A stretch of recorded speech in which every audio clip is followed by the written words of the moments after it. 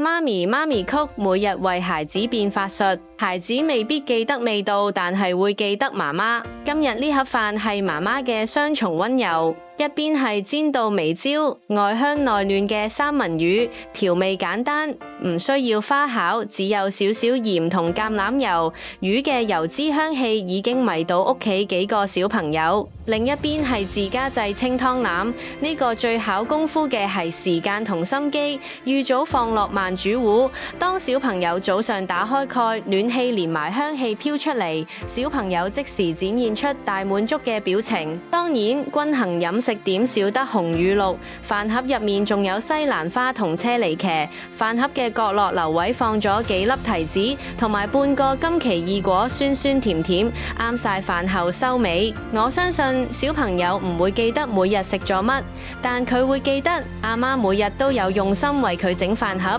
飯盒唔止係食物，仲係愛嘅記號，同埋媽媽嘅煮食魔法。